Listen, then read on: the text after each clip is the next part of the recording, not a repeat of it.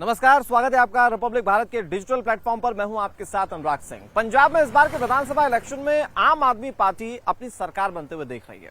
आम आदमी पार्टी इसके पीछे बताती है कि कई सारे ऐसे सर्वेज हैं जो पार्टी ने इंटरनली भी करवाए और कई ऐसे दूसरे भी सर्वेज हैं जो ये इशारा कर रहे हैं कि आम आदमी पार्टी को इस बार बहुत बड़ी बढ़त पंजाब में मिलने जा रही है। और यही वजह है कि आम आदमी पार्टी, खासतौर पर अरविंद केजरीवाल, ये कह रहे हैं कि इस बार सत्ता पंजाब में बदलती हुई नजर आएगी, यानी कि शिरोमणि अकाली दल, बीजेपी या कांग्रेस की सत्ता नहीं बल्कि आम आदमी पार्टी की सत्ता देखने को मिलेगी। लेकिन पंजाब में इलेक्शन यानी कि वोटिंग से ठीक पहले एक विवाद सामने आया और इस विवाद के बाद कहा जा रहा है कि हो सकता है कि आम आदमी पार्टी को इससे कुछ झटका वोटों के तौर पर जरूर लगे।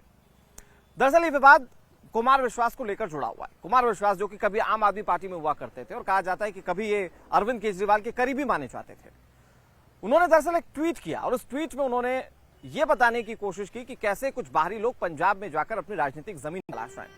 उन्होंने जब ट्वीट किया तो अरविंद केजरीवाल ने उस पर पलटवार किया। अरविंद केजरीवाल ने दरअसल उसे एक नई टर्मिनोलॉजी देने की कोशिश की।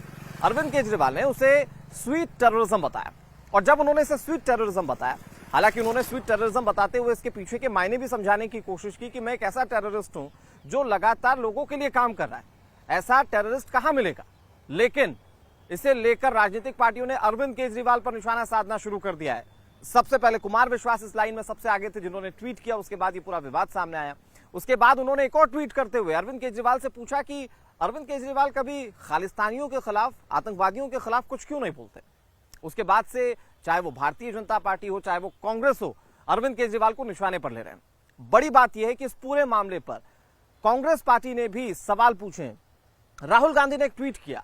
राहुल गांधी ने अपने ट्वीट के जरिए यह पूछने की कोशिश की कि जो ट्वीट कुमार विश्वास ने किया है और जो ट्वीट के जरिए उन्होंने सवाल उठाए, वो सवाल सही है क्या? राहुल गांधी के ट्वीट के बाद और ज्यादा राजनीतिक गलियारों में भूचाल मच गया, क्योंकि पंजाब में सत्ता तलाश रहे हैं अरविंद केजरीवाल। दिल्ली में अपनी सत्ता बना चुके हैं, लेकिन अब उनकी कोशिश है पंजाब में अपने राजनीतिक पैर को और मजबूती से जमाना। वहां पर चूंकि कांग्रेस पार्टी की सत्ता है और सत्तासीन पार्टी के नेता हैं राहुल गांधी, इसीलिए उन्होंने तपाक से इस मौके को लपकते हुए अरविंद केजरीवाल पर सवाल दाग दिए। अब उसको लेकर लगातार सवाल पूछा जा रहा है। बीजेपी अरविंद केजरीवाल की मंशा पर सवाल उठा रही है। कुमार विश्वास चूंकि कभी अरविंद केजरीवाल के बेहद करीबी माने जाते थे, इसीलिए उन सवालों पर जोर ज्यादा मिल रहा है। अब इसके पॉलिटिकल इंपैक्ट क्या, दरअसल आपको वो समझाने की कोशिश करते हैं। खालिस्तान, भिंडरावाला, ये वो तमाम ऐसे मुद्दे रहे हैं जिस पर पंजाब कई ज्यादा सवालों के घेरे में रहा है। सवाल दरअसल सुरक्षा को लेकर कि क्या पंजाब में वो सुरक्षा दी जा सकेगी, क्योंकि कई ऐसे समर्थक सामने आ चुके हैं इन आतंकवादी संगठनों से जुड़े हुए जो कि पंजाब में समय समय पर नुकसान पहुंचाते रहे हैं। और उस पर जब अरविंद केजरीवाल की कोई टिप्पणी ना आए या फिर अरविंद केजरीवाल उस पर किसी भी तरीके से कोई टिप्पणी ना करे, अपनी बातों को ना रखे, तो राजनीतिक पार्टियां ऐसे मुद्दा बनाने पर तुली हुई है। इसके साथ साथ उन्होंने जो बात कही स्वीट टेररिज्म वाली, उस पर भी सवाल है कि क्या स्वीट टेररिज्म हो सकता है? क्या टेररिज्म को किसी भी भाषा में डिफाइन किया जा सकता है अच्छे तौर पर?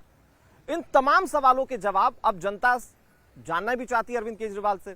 अब मैं आपको बताऊं कि अरविंद केजरीवाल वो नेता रहे जो दिल्ली के मुख्यमंत्री होते हुए भी लगातार पंजाब में दौरे करते रहे। पंजाब में दौरे करते हुए उन्होंने तमाम पॉलिटिकल इक्वेशंस को बैलेंस करने की कोशिश की। भगवंत मान को उन्होंने मुख्यमंत्री का चेहरा भी बना दिया और अपनी राजनीतिक जमीन के आधार पर ही वो ये दावा कर रहे हैं कि इस बार पंजाब में आम आदमी पार्टी की सरकार बनने जा रही है। और ये जो सरकार बनने का दावा था और जिस दिन जनता को अपने मताधिकार का इस्तेमाल करना था, उससे कुछ दिन पहले ये जो विवाद सामने आया, कहा जा रहा है कि जब अरविंद केजरीवाल टेररिज्म को लेकर स्वीट टेररिज्म की टर्मिनोलॉजी दे रहे हैं या फिर खालिस्तानी, भिंडरावाला या फिर आतंकवाद को लेकर बहुत साफ तरीके से खुलकर कुछ नहीं कह रहे, तो कुछ वोट ऐसे हो सकते हैं जो कि उन्हें हार्म करें, जो हो सकता है कि उनसे छिटक जाए। बड़ी बात यह भी कि पाकिस्तान जो है वो बॉर्डर इलाका है। यहां से पाकिस्तान जो लगता है पंजाब से, जाहिर तौर पर ये कहीं ना कहीं वहां के लोगों के जहन में रहेगा।